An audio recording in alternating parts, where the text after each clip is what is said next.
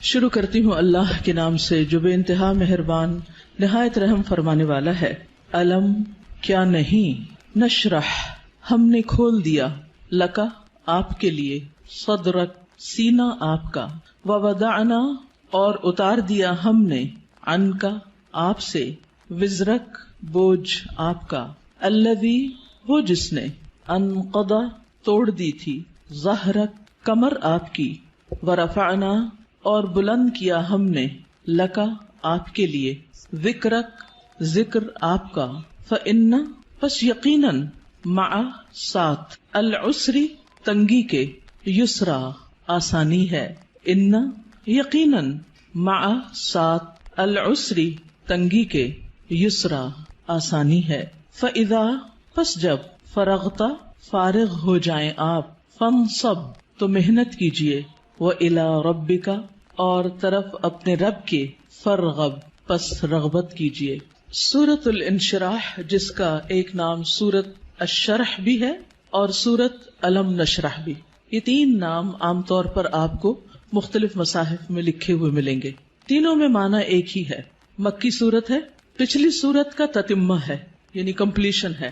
بعض کے خیال میں یہ دونوں ایک ہی سورت ہے، لیکن حقیقت یہ ہے کہ دونوں الگ الگ صورتیں ہیں، سورۃ الضحیٰ اور سورۃ الم نشرح۔ سورۃ الضحیٰ میں بھی رسول اللہ صلی اللہ علیہ وسلم پر اللہ سبحانہ وتعالیٰ کے انعامات کا ذکر ہے، اور اس سورت میں بھی آپ صلی اللہ علیہ وسلم پر اللہ سبحانہ وتعالیٰ نے جو انعامات کیے، احسانات کیے، ان کا ذکر ہے۔ سورۃ الضحیٰ میں حسی انعامات، ظاہری انعامات، نظر آنے والی چیزیں، ان کا ذکر ہے، اور سورۃ الشرح میں معنوی یا نظر نہ آنے والے لیکن حقیقت میں جو اللہ سبحانہ وتعالیٰ کے انعامات ہیں جن کا ذکر آگے آئے گا آج، ان کا ذکر ہے۔ حقیقت یہ ہے کہ کوئی بھی نعمت کسی کو بھی جب ملتی ہے تو اس پر لازم ہوتا ہے کہ وہ اس کا شکر ادا کرے۔ سورۃ الضحیٰ کے آخر میں آپ صلی اللہ علیہ وسلم کو بتا دیا گیا کہ آپ شکر ادا کرنے کے لیے کیا کیا کریں۔ کیا بتایا گیا؟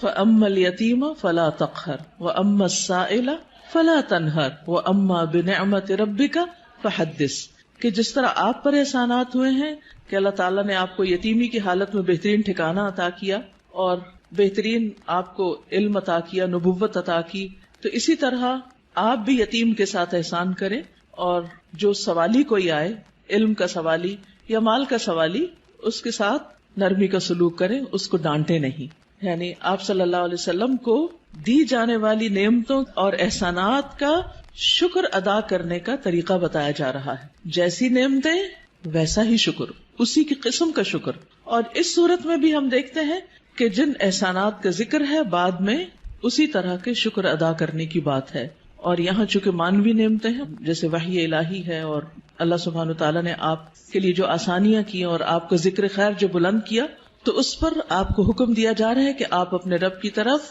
توجہ کیجئے، اس کی عبادت کیجئے، جب فارغ ہو جائیں تو بھی اپنے رب کی طرف رغبت کیجئے۔ انسان جب کسی بھی نعمت کا شکر ادا کرتا ہے تو اللہ تعالیٰ کا وعدہ ہے کہ وہ اس نعمت کو بڑھا دیتا ہے اور زیادہ عطا کرتا ہے۔ ہمیں بھی اللہ تعالیٰ نے مختلف طرح کی نعمتیں اور ٹیلنٹس دے رکھے ہیں، بعض اوقات ہم اپنے ان ٹیلنٹس کو فل کیپیسٹی میں استعمال نہیں کرتے، نتیجہ کیا ہوتا ہے؟ ہماری صلاحیتوں کو زنگ لگ جاتا ہے۔ لیکن جتنا زیادہ ہم ان کو استعمال کرنے لگتے ہیں، جتنا زیادہ ہم ان کو دینے لگتے ہیں، اور خاص طور پر اگر کوئی شخص دین کی دعوت دینے والا ہو یا تعلیم دینے والا ہو، تو ایک استاد یا ایک داعی جتنا زیادہ اپنے مدعو کے ساتھ یا اپنے طالب علم کے ساتھ، اسٹوڈنٹ کے ساتھ محنت کرتا ہے، اس کے لیے قربانی کرتا ہے، اس کو سکھانے کی اور اس کو دینے کی کوشش کرتا ہے، تو اس کا علم اور تجربہ اتنا زیادہ بڑھتا چلا جاتا ہے۔ نہ صرف یہ کہ علم اور تجربہ بڑھتا ہے، بلکہ شاگردوں کے دل میں اس کے لیے محبت اور اس کے لیے رسپیکٹ اور اس کی قدر کا جذبہ بھی اسی طرح بڑھتا ہے۔ ہم سب بھی اپنے اپنے وقت میں طالب علم رہے اور ہم سب جانتے ہیں کہ کس استاد کا ہماری نظر میں کیا مقام تھا، آج تک ہمیں یاد ہے۔ تو اسی طرح ہمارے شاگردوں کی نظر میں بھی ہر استاد کا اپنا اپنا ایک مقام ہے، اور کس کا مقام اور درجہ اور عزت اور محبت اور قدر زیادہ ہوتی ہے؟ جو اپنے شاگردوں کے لیے جتنا زیادہ مخلص ہوتا ہے، وہ علم دینے کے کام کو یا نبوت کا کام کو پیشہ نہیں ہوتا۔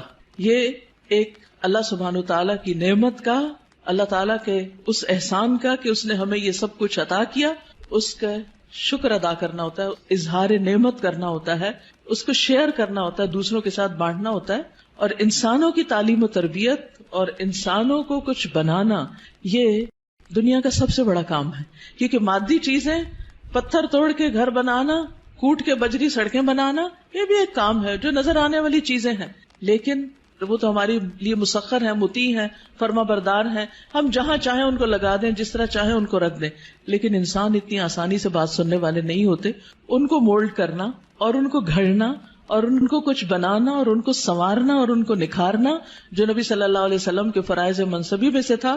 اور یہی آپ کے بعد ہر استاد کی ذمہ داری ہے کہ وہ طالب علموں کو صرف انفارمیشن ٹرانسفر کرنے والا نہ ہو، بلکہ ان کے اندر کے پوٹینشل کو، ان کی صلاحیت کو، ان کے اندر پائی جانے والی مختلف جو قوتیں ہیں ان کو نکھارنے اور معاشرے کے لیے اور خود اس شخص کے لیے زیادہ سے زیادہ مفید بنانے والی.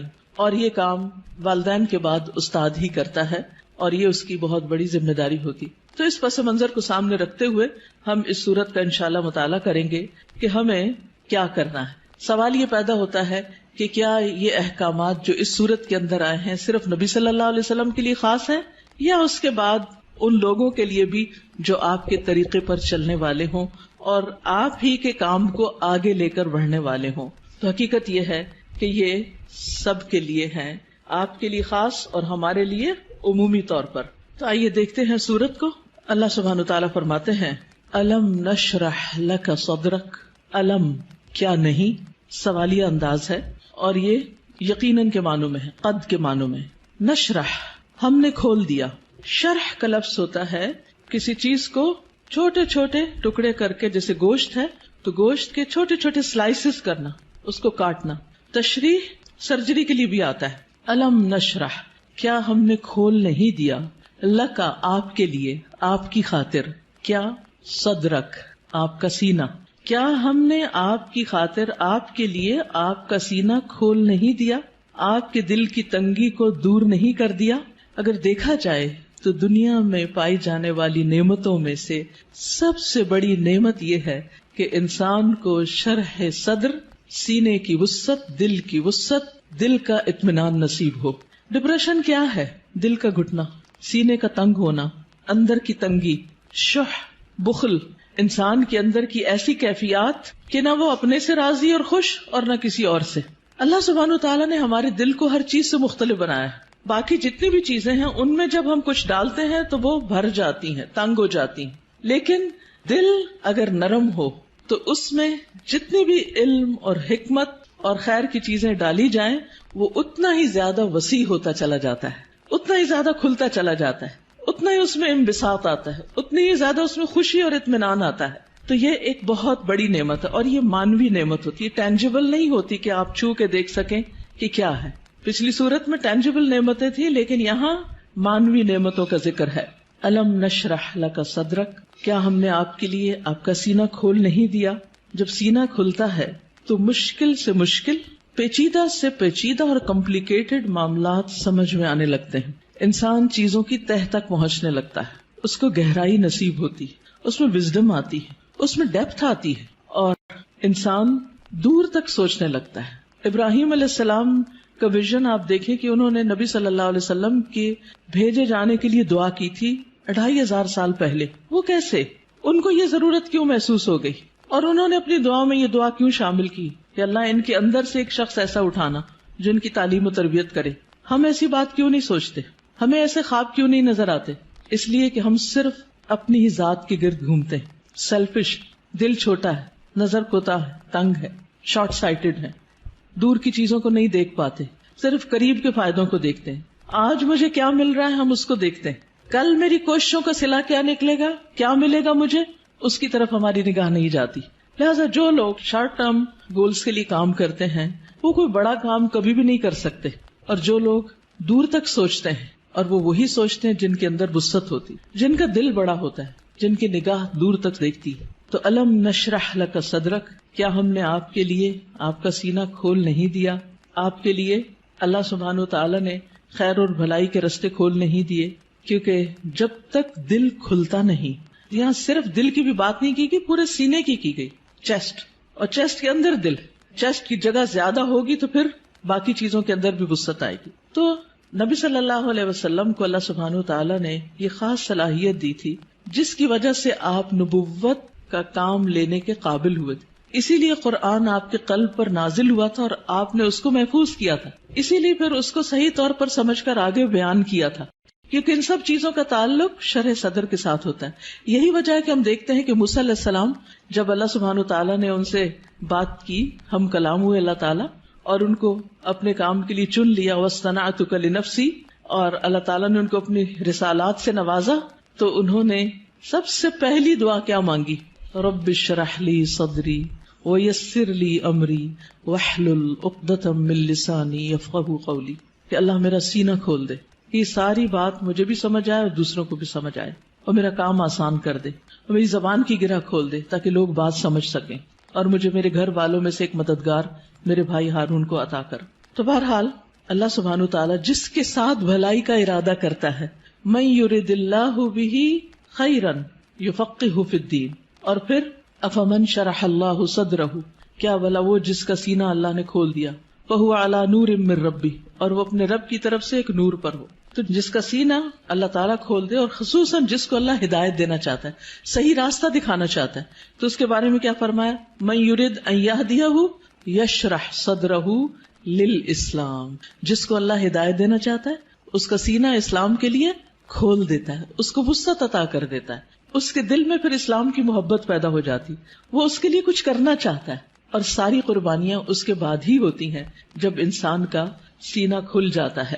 اور پھر آپ دیکھیں کہ سینہ تنگ کب ہوتا ہے، دل تنگ کب ہوتا ہے؟ جب لوگ ہم پہ باتیں کرتے، جب لوگ ہمیں ہرٹ کرتے ہیں، تو پھر ان کی طرف سے ہمارا دل تنگ ہو جاتا، پھر ہم معاف نہیں کر سکتے، پھر ہم اپنے دل میں حسد اور بغض اور ان چیزوں کو بھر لیتے ہیں، پھر ہم ان لوگوں کے ساتھ خیر اور بھلائی نہیں کر سکتے. لیکن آپ دیکھیے کہ پیغمبروں کو لوگوں نے کون سا لقب ہے جو نہیں دیا، ساحر، کاہن، مجنون، شاعر، نہ جانے کیا کچھ.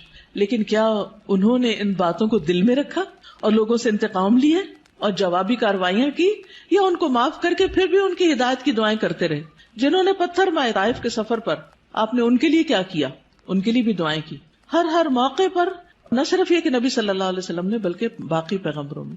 آج بھی جو شخص واقعی سچے دل سے اسلام کی خدمت کرنا چاہتا ہے، یعنی جس کے دل میں اسلام کی خدمت کا جذبہ ہے، اسے لازمی طور پر اپنے دل کی وسعت کے لیے دعا کرنی، اسے اپنے دل کو کھلا کرنا ہوگا، اسے لوگوں کو معاف کرنا ہوگا، اسے لوگوں کی غلطیوں سے درگزر کرنا ہوگا. اس کے علاوہ بعض لوگوں نے اس کا یہ معنی بھی بیان کیا ہے کہ نبی صلی اللہ علیہ وسلم کا شق صدر کیا گیا تھا، آپ کے سینے کو واقعی لٹرلی کھولا گیا تھا 2 مرتبہ، ایک دفعہ بچپن میں اور ایک دفعہ بڑے ہو کر معراج کے موقع پر. اور اس میں کیا ہوا تھا کہ آپ صلی اللہ علیہ وسلم کے پاس جبریل آئے، انہوں نے آپ کا سینہ کھولا، ساتھ ان کے سونے کا پیالہ تھا جس میں زمزم کا پانی تھا، آپ کا دل نکالا گیا اور پھر اسے زمزم کے پانی سے دھویا گیا اور واپس اس میں ایمان اور حکمت بھر کے اندر رکھ دیا گیا. تو لٹرلی بھی آپ کے سینے کو کھول کر آپ کو، یعنی کہ آپ کے دل کو صاف کر دیا گیا، اور اس میں کسی کے لیے کسی طرح کبھی کوئی حسد، بغض اور کوئی بھی چیز باقی نہ رہی. اور آج اسی چیز کی ہم سب کو بھی ضرورت ہے کہ ہمارے دلوں میں کسی کے لیے کوئی نفرت اور کوئی بھی حسد اور بغض نہ ہو، لوگوں کو معاف کرنا جانے اور خوش رہیں، مطمئن رہیں. ایسے ہی دلوں کے اندر ایمان آتا ہے، ایمان بڑھتا ہے، ایمان کی زینت ہوتی ہے، اور پھر ایسے ہی لوگوں کو ہدایت ملتی ہے، حق کی معرفت ملتی ہے. تو الم نشرح لک صدرک، جب سینہ کھلتا ہے تو انسان تقدیر پر بھی راضی ہو جاتا ہے. انسان چھوٹی چھوٹی باتوں کو لے کے بیٹھ نہیں جاتا، انسان اپنے وقت کو ضائع نہیں کرتا، انسان تقدیر پر راضی ہو جاتا ہے. انسان کا پھر عبادت میں دل لگتا ہے، عبادت کی طرف لپکتا ہے، عبادت کی طرف دوڑتا ہے. نماز پھر قرۃ عین لگتی ہے، آنکھوں کی ٹھنڈک لگتی، نماز پھر بوجھ نہیں لگتی. اللہ تعالیٰ کے کسی بھی حکم کو اپنانا مشکل نہیں لگتا، اور یہ صرف اس وقت ہوتا ہے جب انسان کا سینہ کھل جاتا ہے. الم نشرح لک صدرک، اور پھر کوئی بات سمجھنے میں رکاوٹ نہیں آتی. انسان بنا کہے دوسروں کی باتیں سمجھنے لگتا ہے، اسے دوسروں کی ضروریات نظر آنے لگتی ہیں، وہ دوسروں کی کیئر کرنے لگتا ہے. دوسری نعمت جس کا ذکر کیا گیا، وَوَضَعْنَا عَنْكَ وِزْرَكَ، اور ہم نے اٹھا دیا آپ سے، ہٹا دیا آپ سے، وزرک آپ کا بوجھ. وضع عن کا مطلب ہوتا ہے کسی چیز کو اٹھا لینا، اور وزر کہتے ہیں بھاری بوجھ کو. اور وزر قرآن مجید میں گناہ کے معنی میں بھی آتا ہے، ذنب کے معنی میں بھی۔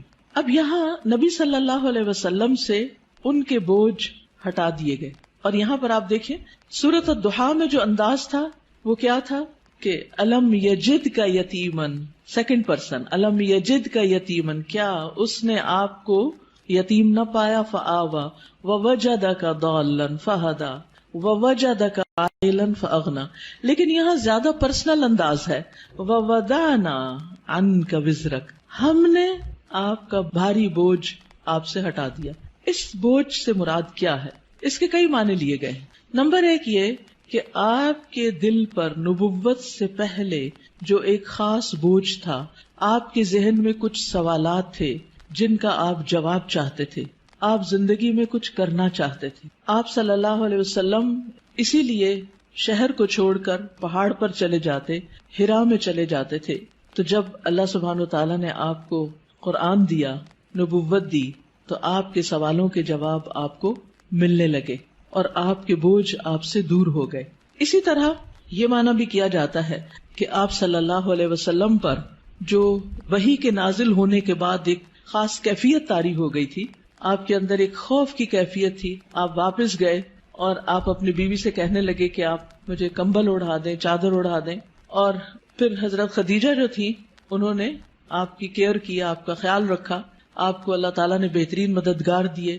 آپ کے پیغام پر سب سے پہلے حضرت خدیجہ ہی ایمان لے آئیں، پھر اسی طرح حضرت ابوبکر جو آپ کے دلی دوست تھے وہ آپ پر ایمان لے آئے۔ تو یہ جو وحی کی کیفیت تھی اور یہ جو فرشتے کو دیکھ کر آپ پر ایک خوف اور ایک بوجھ پڑ گیا اور آپ پر ایک پریشانی آ گئی، اور پھر کچھ عرصے کے لیے جیسے وحی کا سلسلہ منقطع بھی ہوا، اس میں بھی آپ پر پریشانی آئی، تو اللہ سبحانہ تعالیٰ نے وہ سارے بوجھ آپ سے ہٹا دیے، وہ پریشانیاں آپ کی دور کر دی۔ اسی طرح یہ معنی بھی کیا جاتا ہے کہ نبوت سے پہلے کے 40 سال جو آپ کے اللہ تعالیٰ کی عبادت میں نہیں گزرے تھے، جس کا آپ کو ملال تھا، تو وہ کیفیت بھی آپ سے دور کر دی گئی۔ پھر اسی طرح یہ معنی بھی کیا گیا ہے کہ خلاف اولا جو کام آپ سے ہوئے، خلاف اولا کا مطلب یہ ہوتا ہے کہ پیغمبر کا درجہ اور مقام بہت بڑا ہوتا ہے۔ جیسے ایک مقولہ ہے نا کہ حسنات الابرار سیئات المقربین، جو نیک لوگوں کی نیکیاں ہوتی ہیں وہ مقربین کے غلطیاں شمار ہوتی ہیں، یعنی جو اللہ کے خاص اور مقرب بندے ہوتے ہیں ان کے لیے سٹینڈرڈ بہت ہائی ہے کہ ان کا اخلاق بھی عظیم ترین ہو اور ان سے چھوٹا سا بھی کوئی قصور، کوتاہی، کمی بیشی نہ ہو۔ لیکن نبی صلی اللہ علیہ وسلم انسان بھی تھے، جیسے عبس وتولی میں آیا کہ ایک شخص آپ کے پاس آیا کچھ پوچھنے کے لیے، آپ نے تھوڑی سی اس سے بے رخی برتی، تو یہ بے رخی کیا تھی؟ یہ اللہ سبحانہ تعالیٰ کی نگاہ میں ایک قصور تھا آپ کا، تو وزر کا معنی قصور بھی کیا گیا ہے۔ تو اللہ تعالیٰ نے وہ بھی آپ کا اگلے پچھلے سب قصور معاف کر دیے اور آپ کے بوجھ آپ سے ہٹا دیے۔ وَوَضَعْنَا عَنْكَ وِزْرَكَ الَّذِي أَنْقَضَ ظَهْرَكَ، وہ جس نے آپ کی کمر توڑ دی، یعنی آپ کو جس کا بہت زیادہ بوجھ محسوس ہوتا تھا۔ نقیض ہوتا ہے کسی چیز کو اس طرح توڑنا کہ اس میں سے کڑکڑانے کی آواز ہو، یعنی کڑکڑاہٹ، جیسے چارپائی کے اوپر اگر زیادہ لوگ بیٹھ جائیں تو کیا ہوتا ہے، یا کبھی کرسی کے اوپر کوئی بھاری شخص بیٹھ جائے تو اس کے اندر سے جو آواز نکلتی ہے نا، تو وہ کیا کہلاتی ہے؟ نقیض کہلاتی ہے۔ تو انقض ظہرک یعنی جس نے آپ کی پیٹھ کو بوجھل کر دیا تھا، آپ کے اوپر ایسی ذمہ داری آ پڑی تھی کہ آپ اس کی وجہ سے بہت دبے ہوئے یا آپ بہت اس کی وجہ سے بوجھل محسوس کر رہے تھے، تو اللہ سبحانہ تعالیٰ نے وہ بھی آپ سے دور کر دیا۔ وَرَفَعْنَا لَكَ ذِكْرَكَ، اور آپ کا ذکر خیر بلند کر دیا، یعنی آپ کو شہرت عطا کی، آپ کو بلندی عطا کی، نہ صرف یہ کہ آپ کو بلکہ آپ کے ذکر کو، یعنی آپ کے نام کو، آپ کے مقام کو، آپ کے درجے کو بہت بلندی ملی۔ اور اس کے لیے ایک حدیث میں آتا ہے کہ نبی صلی اللہ علیہ وسلم نے فرمایا کہ جبریل علیہ السلام میرے پاس آئے اور کہا کہ آپ کا رب کریم پوچھتا ہے کہ آپ کیا جانتے ہیں کہ میں نے آپ کے ذکر کو کس طرح بلند کیا ہے؟ رفعنا لک ذکرک کیسے ہوا؟ میں نے جواب دیا کہ اس حقیقت کو اللہ تعالیٰ ہی بہتر جانتے ہیں۔ تو اللہ تعالیٰ نے فرمایا کہ آپ کے ذکر کی بلندی کی کیفیت یہ ہے کہ جہاں میرا ذکر کیا جائے گا وہاں آپ کا بھی ذکر کیا جائے گا، یعنی نبی صلی اللہ علیہ وسلم کا ذکر بھی۔ اور اسی لیے ہم دیکھتے ہیں کہ جب ایک شخص مسلمان ہوتا ہے تو کیا پڑھتا ہے؟ لا الہ الا اللہ اور محمد الرسول اللہ، یعنی اسلام میں انٹر ہونے کے لیے جو کلمہ پڑھا جاتا ہے. اسی طرح اشہد ان لا الہ الا اللہ و اشہد ان محمدن عبدہ و رسولہ. پھر اسی طرح آپ دیکھیے کہ 5 وقت جو نماز ہوتی ہے آذان، اس میں اشہد ان لا الہ الا اللہ و اشہد ان محمد الرسول اللہ. پھر نماز میں اتحیات اور پھر اس کے بعد درود شریف، اس میں بھی نبی صلی اللہ علیہ وسلم کا ذکر ہوتا ہے. پھر اسی طرح جب بھی جہاں بھی جو بھی آپ کا نام لے ساتھ آپ کے اوپر درود و سلام بھیجے، پڑھنے والا بھی اور سننے والا بھی.